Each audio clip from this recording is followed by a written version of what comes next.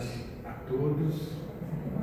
Primeiramente, quero agradecer o convite do Edson, em nome da casa, e com muito prazer a gente atende ao convite, porque é prazeroso estar nesta casa. É prazeroso receber as energias do plano maior que nos ajuda na reflexão que venhamos a trazer. E nesse sentido, não poderia ser diferente, nós vamos hoje fazer uma reflexão sobre o tema proposto. Por que sofro se sou filho de Deus? E por que levantamos esse questionamento? Porque por séculos, para não dizer milênios, o questionamento foi sufocado. Não podíamos questionar, tínhamos que aceitar simplesmente. Porque se porventura nos aventurássemos a fazer qualquer questionamento, a nossa existência física corria perigo. Mas, passados séculos, vem então a liberdade de expressão. Vem a oportunidade, através do iluminismo, fazer com que o homem desabroche e passe a pesquisar, a compreender, a questionar muitas das questões que eram colocadas de forma impositiva. E por isso deste questionamento, que ele é muito natural, daquela pessoa que tem a ânsia de saber, que queira desvendar os mistérios, se assim podemos dizer, da espiritualidade. E não poderia ser, então, outra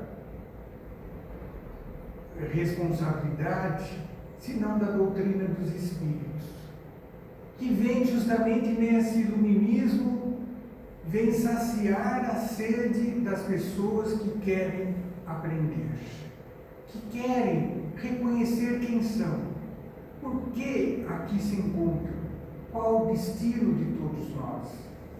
Então vem esta doutrina, promessa do Cristo, no seu sermão do Senado, reavivar tudo aquilo que ele havia dito e trazer coisas novas. Mas agora de uma forma lógica, transparente, através de um raciocínio que nos faz entender a mecânica da divina, a dinâmica divina. E é então por esta ótica que nós vamos tentar responder, ou melhor, a doutrina tenta responder a esse questionamento.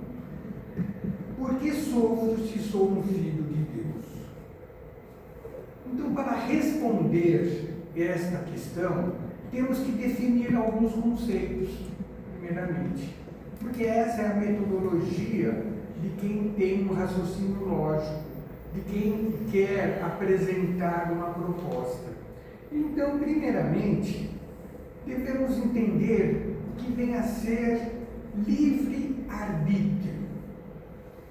Livre-arbítrio é a possibilidade de decidir, escolher em função da própria vontade, isenta de qualquer condicionamento, motivo ou causa determinante.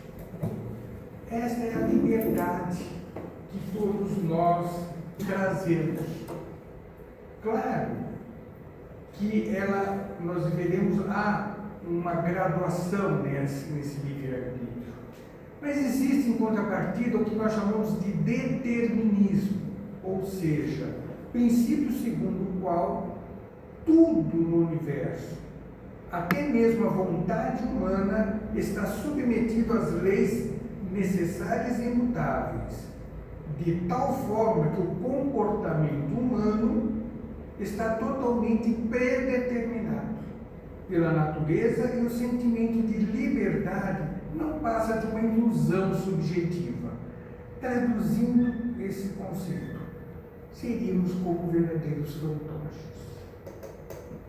Então, são os dois extremos, e nós sabemos que o equilíbrio é o ponto fundamental para que nós possamos utilizar a bom termo esses conceitos. Assim, vamos aplicar esses conceitos em nossa vida. Então vejamos.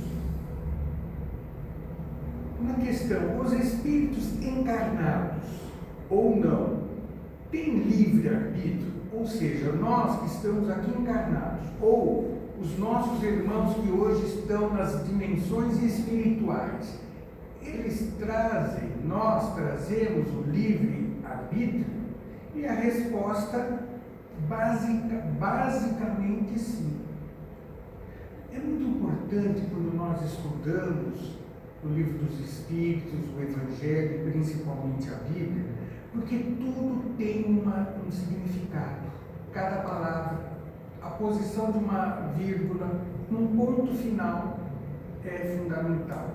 E me chama a atenção, todas as vezes que lemos o Livro dos Espíritos, aquelas respostas enfáticas. Sim, ponto. Não, ponto. Basicamente sim, ponto. Para que fique muito evidente no estudo que estamos realizando. Caso contrário, não haveria responsabilidade pelos atos praticados. Então, começamos a entender, a amadurecer, né? Porque somos filhos de Deus e qual a razão, o significado do sofrimento, né?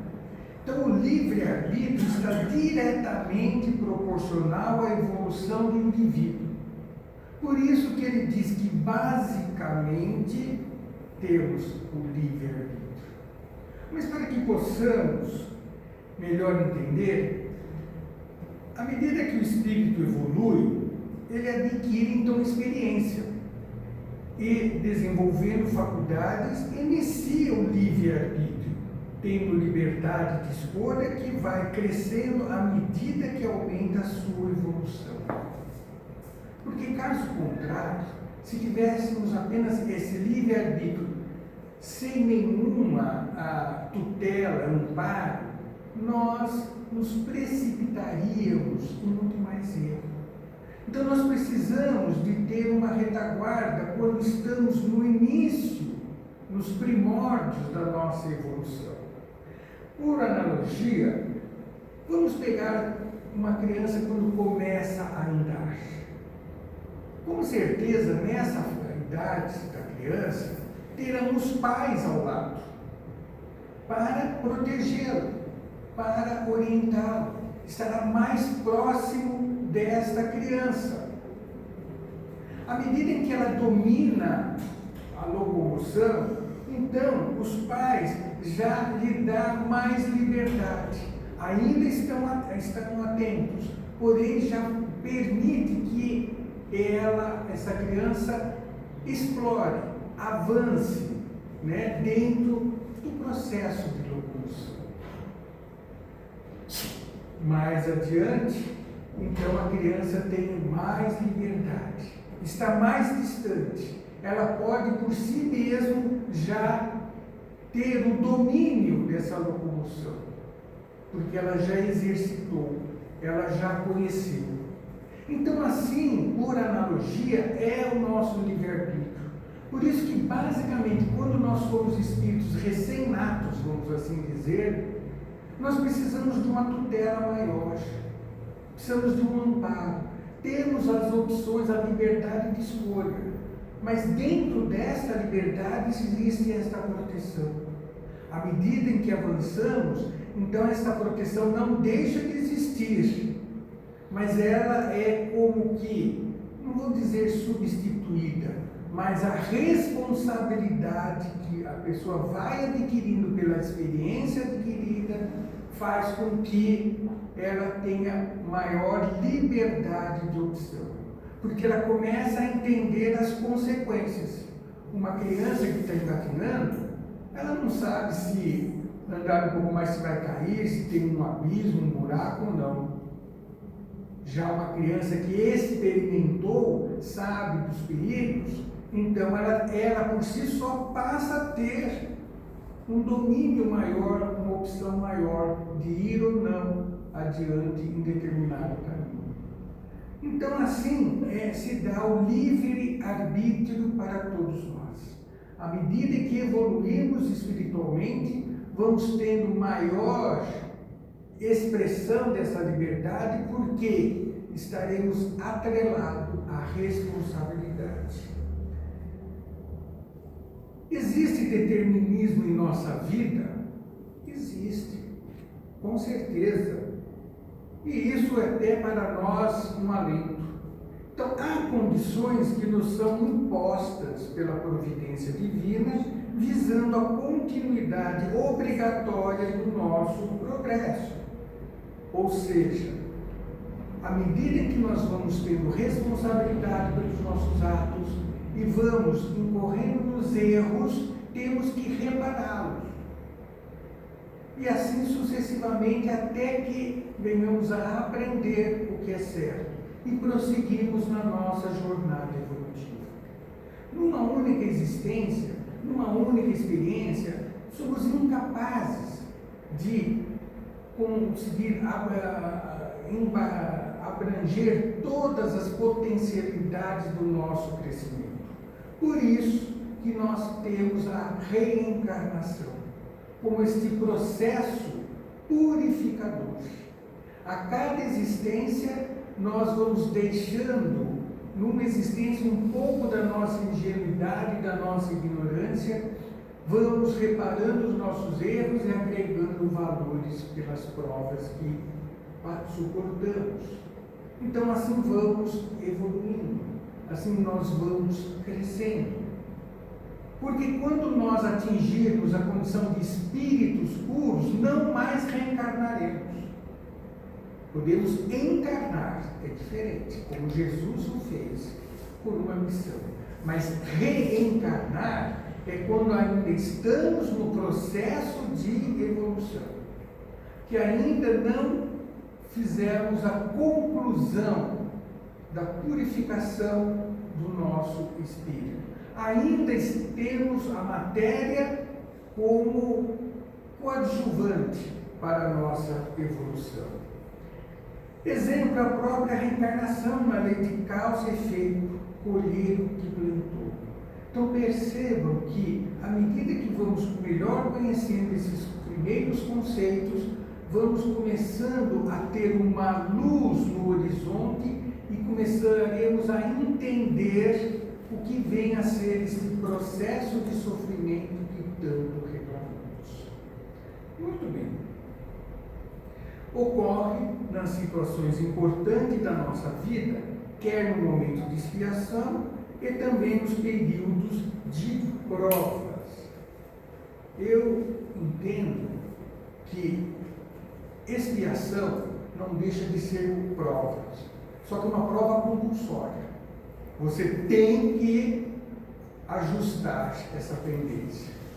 E prova simplesmente é quando você tem um novo desafio, uma nova oportunidade. Mas tudo é prova, por quê? Porque nós estamos em um processo de aprendizado, de assimilação, né, da verdade. E aí nós temos, então, esse processo no slide, né, que diz que expiação, você tem que ter a preocupação de se arrepender, de reconhecer o erro, se arrepender. Basta o arrependimento? Não. Ele é o despertar de que algo errado foi realizado por nós. Aí tem que haver a reparação. Tem que haver a reparação, não basta simplesmente me arrepender. É por isso que no livro dos Espíritos, nós temos lá no seu quarto livro, sobre penas e gozos, né, as questões que nos falam justamente sobre o arrependimento. Tem um subtítulo específico sobre isso. O arrependimento é o despertar da consciência que precisamos reparar. Mas, uma vez arrependidos, nós temos que, então, fazer a correção. É simples o raciocínio. Imaginemos que eu saí lá no carro e bati no carro do Edson. Eu posso ter diferentes comportamentos. eu posso sair sem falar nada, né? Isso mostra o quanto nós ainda estamos insensíveis e imaturos. Podemos ter a atitude de se arrepender. Olha, Edson, eu bati no seu carro, você me desculpa, foi uma distração. Mas eu posso ter a maturidade de dizer, Edson, bati no seu carro, me equivoquei, errei, porém, por favor, veja o reparo que eu quero acertar. Né? Então não adianta arrepender e falar para ele, ó Edson, eu bati no seu carro. E aí? Ele está com prejuízo, precisa sanar. E é assim que as existências físicas nos dá oportunidades de reparação, de arrependimento, de perdão. O perdão em si também não basta perdoar, você tem que avançar, reparar aquele erro pelo qual você pediu perdão, para que aquilo então se dilua na mente do espírito e isso deixe de existir dentro do seu espírito. Por isso o espírito puro, ele está destituído de toda e qualquer nódoa do seu passado, porque ele já reprocessou, ele já reparou, né?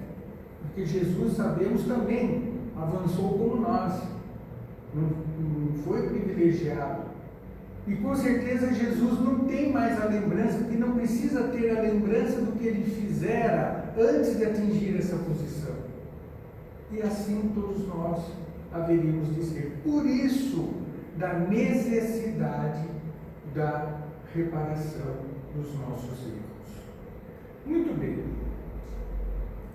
Com esse raciocínio, então fica a questão: por que sofro?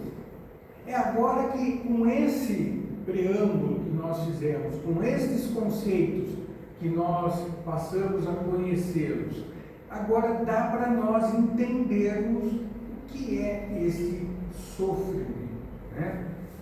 Então, de acordo com a lei de amor, lei que regula a harmonia da criação, todas as nossas ações acarretam consequências. E vamos abrandar um pouquinho essa expressão lei do amor, né? Porque a gente precisa de algo enfático, nós precisamos de expressões fortes que nos desperta. Então, por isso que eu uso a lei do amor, que rege toda a criação divina, a matéria como o espírito. Mas o que é esta lei do amor? Senão a vontade de Deus. Lei do amor é a vontade. E qual é a vontade de Deus? Que toda a sua criação, matéria e espírito, estejam em harmonia. Nós usamos a expressão lei porque virá à mente que se eu não cumprir, eu vou ter pena, castigo, sofrimento, dor. E se eu fizer o que determina a lei, eu vou estar no paraíso, vou estar passando a mão na juba do leão, ou então vou estar sentado numa nuvenzinha. A gente ainda precisa ter essas expressões, né, para entendermos. Pois bem, então a vontade de Deus é que todos nós, sua criação, esteja em harmonia. Assim, podemos dizer que tudo é medido e pesado na balança dessa justiça divina. Essa justiça, mais uma vez, uma expressão forte, mas poderíamos dizer nesta harmonia divina. Então nós precisamos estar em harmonia. É como numa orquestra, cada instrumento tem que estar em harmonia com o compasso do maestro, para que então reproduza aquela melodia de forma harmônica, prazerosa. Se um daquele instrumento está fora do compasso ou está em desarmonia, desafinado, ele precisa corrigir-se para voltar ao conjunto harmônico. Então, isso que nós precisamos entender, isso que vamos compreender o que vem a ser sofrimento. Então, a cada ato do ser corresponde um efeito, um estado ou uma obra. Ou seja, cada ação nossa, seja em ação propriamente dita, em palavras ou pensamento, resultará num efeito, vai ter uma consequência. Esta consequência pode alterar o estado do ambiente na qual você se encontra. E isso vai gerar uma consequência, uma obra bela ou uma destruição. Por isso que todos nós estamos interligados. Tudo que nós fazemos repercute à nossa volta e retorna para nós. Isso que deveríamos já estar conscientes. Tudo retorna daquilo que você faz. Porque a mente, o espírito, ao projetar o pensamento, hoje já se tem a conclusão que o pensamento é uma energia muito potente. Ela é tão potente que, em suas características, ela nada tem obstáculo. O ar, o vácuo, nada. A sua velocidade do pensamento é mais rápida que a velocidade da luz. E hoje, o que nós conhecemos dentro da física, o que é mais rápido é a luz. 300 mil quilômetros por segundo. A luz percorre num segundo, 300 mil quilômetros. O pensamento é mais rápido e atinge distâncias ainda maiores instantaneamente. Por isso que quando oramos com sinceridade, com amor, com fervor, chega às alturas celestes. Mas quando oramos de uma forma rotineira, ritualística, ela não ultrapassa alguns centímetros do nosso corpo. Mas muito bem, esse é um tema para um outro dia. Então, o que nós costumamos chamar de sofrimento, dor, castigo ou punição é, na verdade, consequência do uso de nosso livre-arbítrio, fazer opções contrárias à lei do amor. Ou seja, se nós seguíssemos o compasso da orquestra, não teríamos que fazer ajustes. Quando nós, pela liberdade que nos é concedida, nós nos desviamos do propósito de crescer, de evoluir, de amadurecer, nós temos que ter um esforço para recompor as nossas energias, retornar àquele eixo evolutivo, e é este retorno, este trabalho, que nós denominamos como dor, como sofrimento, ou como castigo, como erro. Então, com isso nós vamos percebendo que nós não podemos delegar as causas das nossas dores a outra, a terceiros, nem a sorte ou o azar, nem ao olho gordo do vizinho que passou lá na nossa garagem e secou a samambaia. Nós temos que entender que nós que esquecemos de regar a plantinha, nós que esquecemos de pôr adubo na coitadinha. E aí a gente não quer assumir a culpa, porque nós nos achamos infalíveis. Foi aquela vizinha que pôs o olho gordo. A gente tem que culpar alguém. E a doutrina então vai nos mostrando que não, é você que pela sua liberdade se desajustou. Mas Deus é Pai, Ele é misericordioso, Ele te dá a oportunidade de você reparar, de você refazer. Mas e se eu errar novamente? Não tem problema. Ele vai dar novas oportunidades. E assim sucessivamente, até que aprendamos a lição.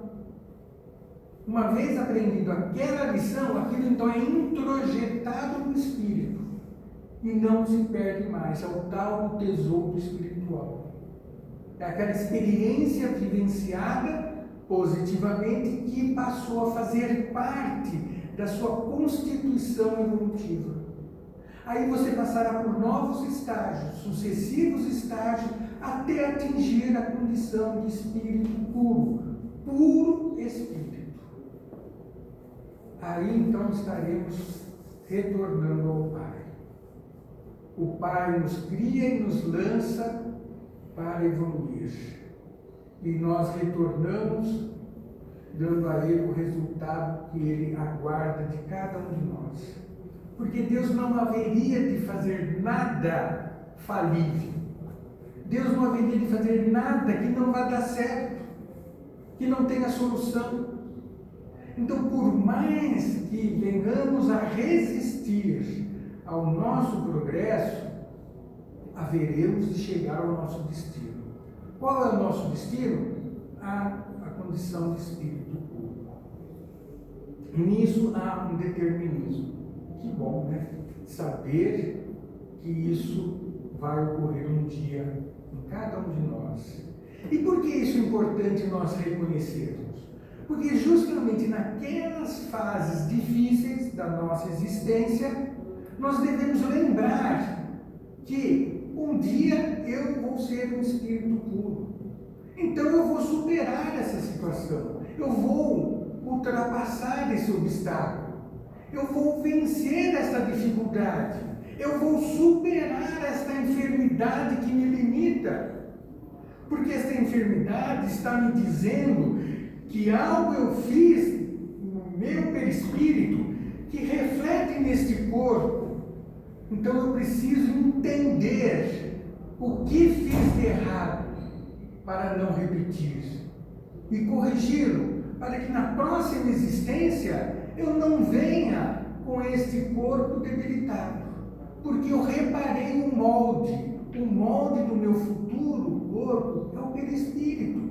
Então tudo que eu fizer hoje, eu estarei gravando no meu perispírito, que vai se reproduzir amanhã num corpo mais ou menos sadio. Por isso que nós temos que aproveitar as oportunidades que a existência nos oferece. Oportunidades para aprender, para assimilar, para experimentar, evoluindo intelectualmente. As oportunidades de relacionamento, de boa convivência, de relevar certas agressões, certas intempéries no relacionamento afetivo, para que eu possa então amadurecer meus sentimentos. Tudo isso eu estarei moldando uma próxima existência mais ou menos saudável, mais ou menos feliz. Somos os artífices, né, que precisamos ser como um artista, pegar, né, aquela base e transformá-la em obra. É como um granito rígido que você vai lapidando e dando a ele a forma de uma grande escultura. Cabe a cada um de nós esse trabalho. Assim, então quer dizer que Deus não castiga, não pune e tampouco quer nos ver sofrer. Claro, Ele é Pai. Você acha que um pai vai punir, vai castigar? Não. Nós não fazemos isso com os nossos filhos, né? A necessidade de reparação dos erros cometidos é que entendemos como sofrimento. Porque nós somos teimosos, né? Nós somos assim, arredios. Ah, eu fiz assim, não, eu estou certo. Eu acho que eu estou certo, é assim mesmo. As tentações, a gente vacila e cai, promete não fazer mais, depois cai novamente, mas tudo isso são experiências, experimentos que vamos aprendendo com o tempo. Por isso que precisamos ter a educação espiritual. Essa educação que nós mesmos devemos fazer conosco. Assim, o sofrimento, entre aspas, é na verdade um processo de educação ou reeducação das nossas opções. É assim que eu preciso entender. Quando eu tenho este entendimento, que o sofrimento que eu estou passando não é castigo, mas é uma reeducação, então pera lá, aonde que eu errei? O que eu preciso corrigir? O que está errado comigo? E aí então você tem um processo, né, de ajuste. Quando você consegue fazer esse ajuste, deixa de ter sofrimento, porque você deixa de errar. Percebe? Como é lógico, como a dinâmica divina é lógica, é sábia, é perfeita. Então vamos deixar aquela coisa mística, milagrosa, porque a doutrina nos ensina que não há milagre. No livro dos médiuns fica muito categórico: milagre não existe, sobrenatural não existe, algo sobrenatural estaria acima da natureza. É a mesma coisa que dizer estar acima de Deus. Então vamos entender o processo pelo qual devemos evoluir e vamos acelerar o nosso progresso, corrigindo nossos erros. Por isso que Jesus nos diz que a primeira virtude que devemos exercitar é a humildade. A primeira bem-aventurança é da humildade. Porque você reconhecer que precisa aprender, que você não é incorrigível, você é imaturo. Então precisamos amadurecer. Assim, e por que precisamos reparar as opções equivocadas? Eu entendi que eu errei, mas por que eu tenho que reparar? Como tudo que Deus progride, evolui, nada que traga qualquer tipo de imperfeição não pode persistir no histórico de vida da pessoa.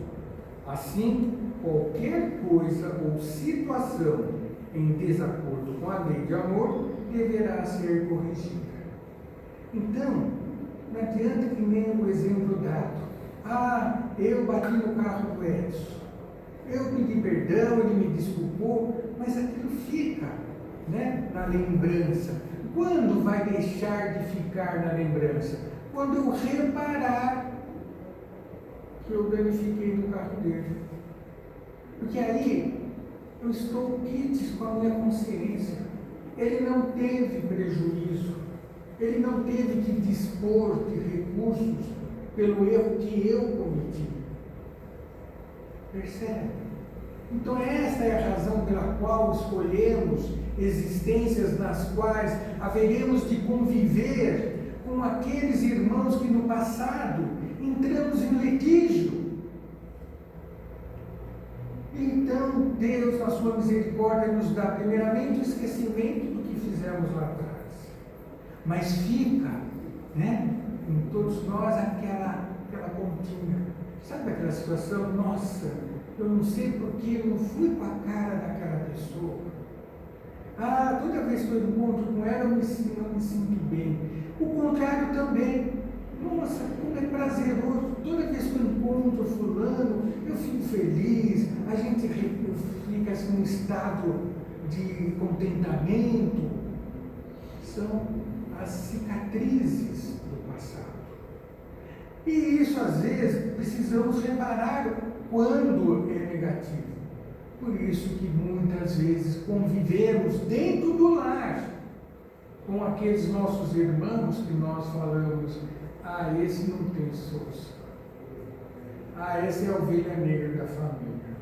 Até que hoje a gente precisa cuidar com a expressão ovelha negra, porque senão a gente pode ser até processado. Mas é a expressão que folcloricamente é usada. Então entendamos que aquele nosso parente difícil é o que está reclamando de nós reajuste de sentimento. Aquela dificuldade que eu encontro no aprendizado é onde eu preciso me esforçar mais. É onde eu negligenciei lá atrás. Quando você tem essa ideia, esse entendimento, as coisas se tornam mais fáceis. Porque você vê com outro olhar, não com um olhar de ônus, de castigo, mas de reparação, de crescimento, de trégua. Né? Assim, quando eu terei que corrigir os meus erros, né? Veja que agora eu estou mudando. Primeiro é por que sofro, agora eu entendo por que sofro. Quando eu vou corrigir isso? Como eu vou fazer? Então, olha que interessante que a doutrina nos ensina. Que o retorno de uma ação boa ou má, ela pode se dar, porque sempre terá o retorno. De imediato, ou seja, a curto prazo, ou um pouco mais tarde, recebe a consequência e a reação dentro da própria encarnação. Então, às vezes, nós somos aquela pessoa belicosa, aquela pessoa soberba, e aí chega na existência, na fase madura, a gente fala, nossa, eu não tenho nenhum amigo, eu não tenho amizade, ninguém se preocupa comigo. Por que será? Será que a culpa é de todas essas pessoas com quem eu convivi? Ou será que eu criei um anteparo, um obstáculo, me tornei intransitável para eles? Então, às vezes, na própria existência, a gente já tem, né, as consequências. E no livro do Evangelho nos diz, no capítulo Bem-aventurados que sofrem, que a maioria dos sofrimentos que nós temos na atual existência, ela tem a sua origem na própria existência. Então, vamos parar de achar que é coisa do passado. Não, é coisa do presente. Aquela úlcera, que antes era uma gastrite, que antes era uma azia, é que você é tão raivoso que o seu organismo reagiu. Muda seu comportamento. Você vai ver que vai passar, né? Essas situações. Muito bem. Mas pode acontecer que a gente vai se deparar com as consequências daquilo que fizemos logo após a morte, como está aqui, mas após o nosso desencarne. E às vezes o efeito do que fizemos como encarnados aparece logo a seguir na vida espiritual. Por quê? Porque quando nós estamos um pouquinho mais libertos da matéria. Um exemplo que todos vocês conhecem, André Luiz, no seu livro Nosso Lar. Quando ele esteve os primeiros anos de seu desencarne no umbral, onde os espíritos da sua volta chamavam de suicida. E ele se revoltava. Eu não sou suicida, eu não tirei minha vida. Como? Eu posso ser tudo, menos suicida. E suicida. Quando ele for internado lá no hospital do Nosso Lar, quando o Dr. Luna fala com ele, então explica que a lesão que ele sofreu, que levou ao desencarne, foi fruto do desregramento que ele tinha na área da alimentação, da bebida e do sexo. Então ele foi sim um suicida, porque ele abusou daquilo que deveria ser algo moderado, natural. Então, logo após a morte, ele se deparou com essas consequências do que ele fizeram ao longo da existência.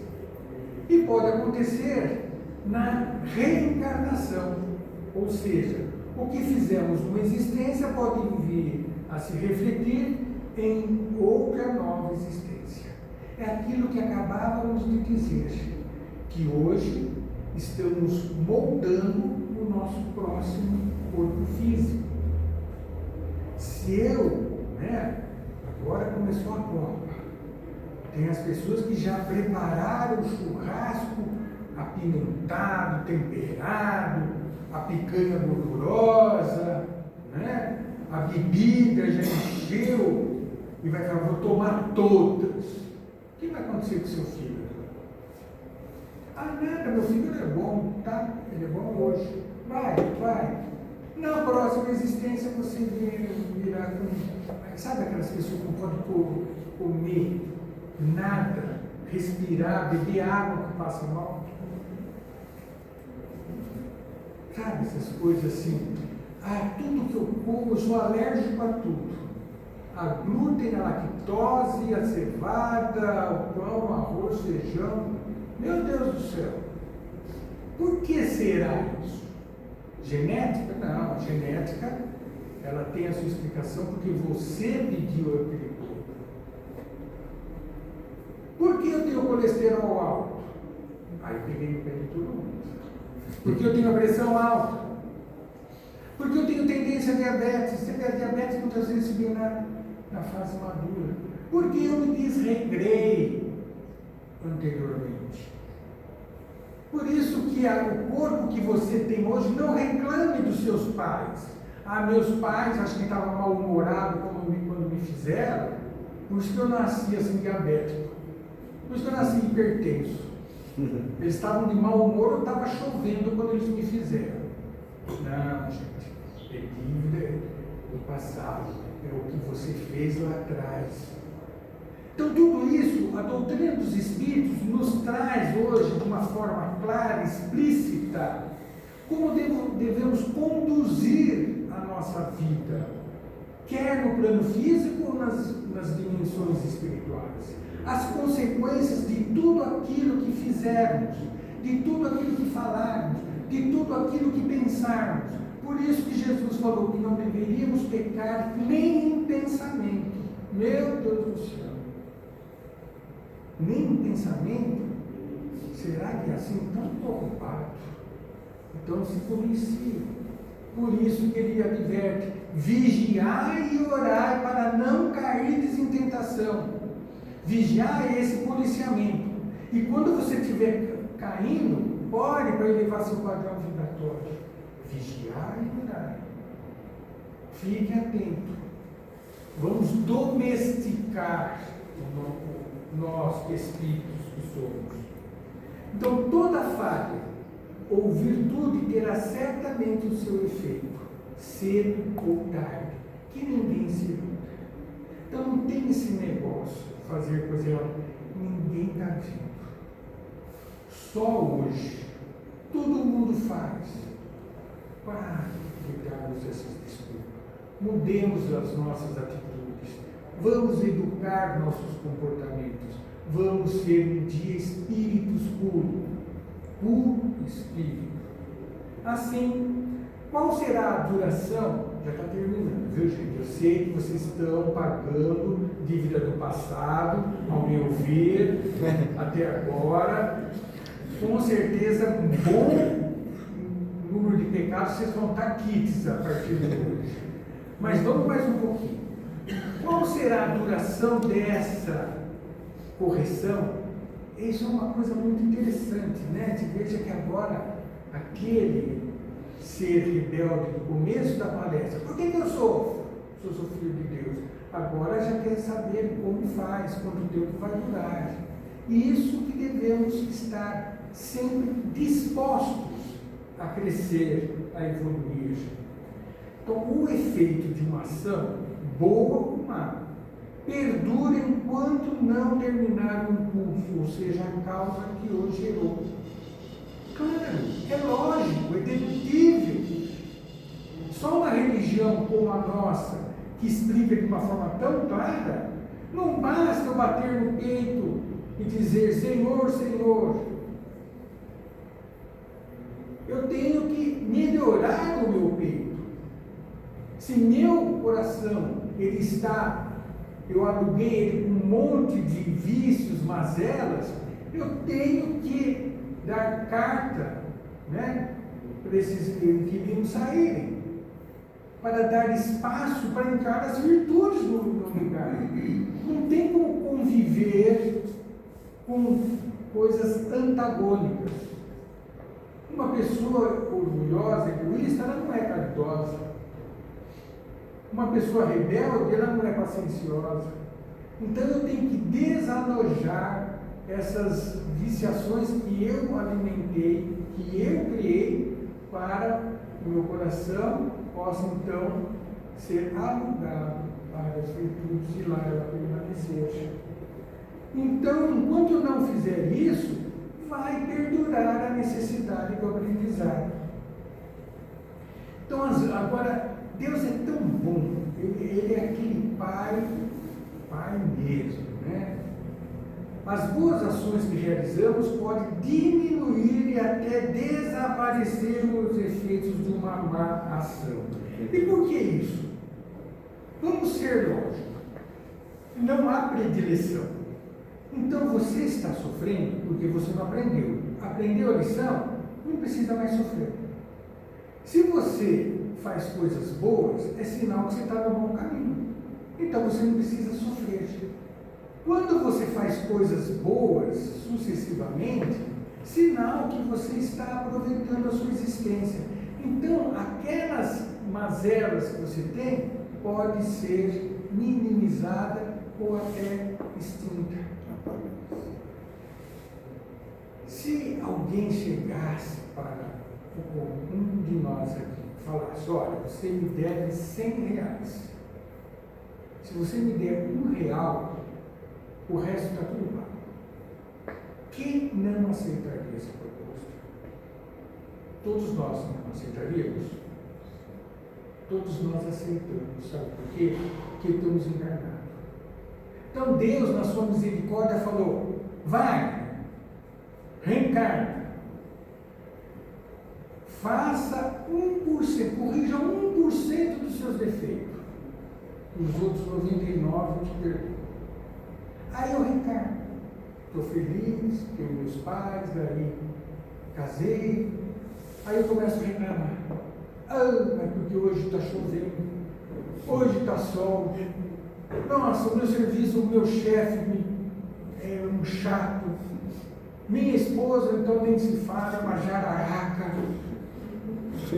Estou falando isso porque ela não está bem. Se ela estivesse aqui, seria outros termos. Mas, aí eu começo a me revoltar com tudo e com todos. Poxa vida, o meu salário é pouco, tudo está subindo. Claro, eu falei para você pagar 1%. Esse é o 1% que você tem que pagar. Tolera a jararaca. Tenha paciência com o seu chefe. Agradeça o dia se é chuva ou sol, porque nós precisamos de ambos. Leve a existência, ela é insignificante perto da eternidade. Não reclame, suporte, aguente, seja paciencioso. Lembre-se, 1% só, 99%, e nós não fazemos isso. Reclamamos, achamos que somos injustiçados, que o vizinho tem mais do que eu podia ter, que não é certo, ele é um vagabundo e tem tudo, eu sou um trabalhador que não tenho nada. Paremos de reclamar, que possamos agradecer todos os dias, ao amanhecer e ao deitar, pela oportunidade concedida de eu pagar 1% só, apenas 1%. Que eu tenha a convicção de que Deus está observando meus passos, não para me punir ou castigar, mas para que eu continue a avançar. Os bons amigos espirituais que afiançaram a nossa existência estão ao nosso lado torcendo por nós. Não podemos decepcioná-los e decepcionar principalmente a nós mesmos. Por isso devemos ter sempre essas boas ações. Ao fazer o bem, compensa o mal que fizemos atrás. Conclusão. Por que sofro se sou filho de Deus? Qual é a conclusão que vamos chegar? Que Deus é um pai que ama seus filhos. Não nos esqueçamos nunca disso. Tudo faz para o crescimento e maturidade de seus filhos. Tudo conspira ao nosso favor. A dor, a alegria, tudo que você imaginar. Lembre-se, é 1%. 99% vai ficar debaixo do tapete. Não coloca ninguém de castigo nem pune quem quer que seja. Vamos assumir os nossos atos. Vamos ter responsabilidade de nossas atitudes. Oferece oportunidades de correção de nossos erros, reaplicando a lição quantas vezes forem necessárias até que aprendamos a lição. Olha, misericórdia maior do que essa. Ele nunca desiste de nós, porque Ele sabe o que Ele fez. O que Ele fez é justo e perfeito. E precisamos fazer jus desta perfeição. Precisamos fazer jus de tudo isso que Ele espera de cada um de nós. Por que sofro se sou filho de Deus? Porque sofrer é a opção que fazemos quando persistimos. Responde então aquele questionamento que me incomodava, mas que agora me trouxe a realidade do porquê existimos no plano físico e porque haveremos de existir até que um dia não venhamos a errar mais e possamos cantar hosanas ao Senhor, porque chegamos ao nosso destino de desfrutar do reino dos céus. Que Jesus nos abençoe hoje e sempre.